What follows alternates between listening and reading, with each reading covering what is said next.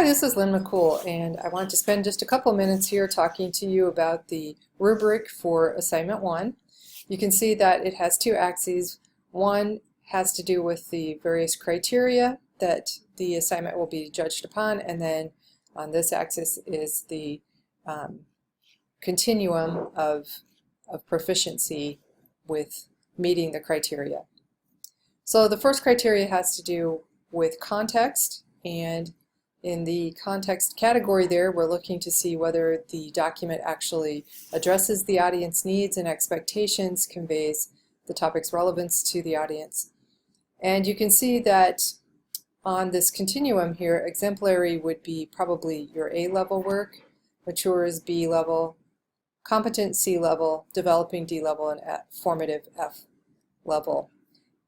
So thinking about the exemplary then, if you were to meet all the criteria for context, your document would speak explicitly to the audience needs and expectations. It would explain with specificity, that's a key word there, the relevance of the topic to them, and it would anticipate any kind of questions that they might have.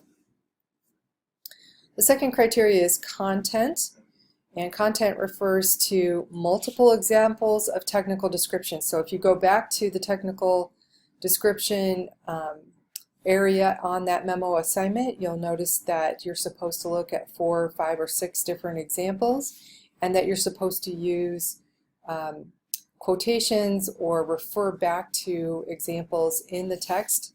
And so in the content area then, I'm looking to see that you do that, and notice it says multiple examples, not just one. Thoroughly answers the questions in the assignment.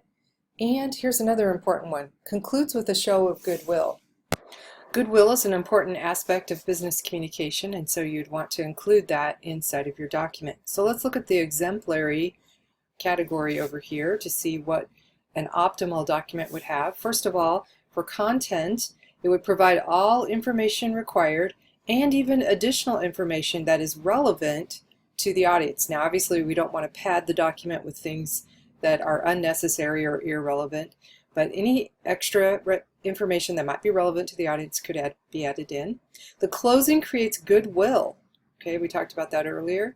Is forward-looking and cements a positive relationship with the audience.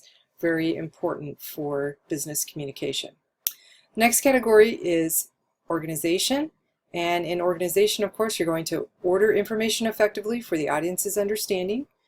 And that would include grouping topics into coherent paragraphs. Again, on the exemplary category here, paragraphs are optimally ordered for audience's understanding and retrieval of information from the paragraphs. Those paragraphs are coherent. In the category of style, we're looking to see that you state ideas clearly and concisely, you're using correct grammar, and that you're avoiding biased language. And not only are you avoiding biased language, but you're purposefully using language that builds goodwill with the audience. Again, on the exemplary category, paragraphs are maximally clear and concise, grammar is correct and elegant, and strong goodwill is built.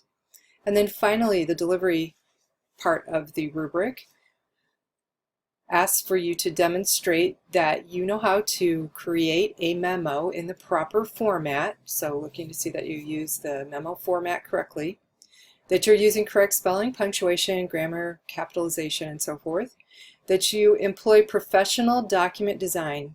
So for a memo of this length, it would be set on one page, that it has some white space, and that it uses headings. So I am looking to see that you do those things.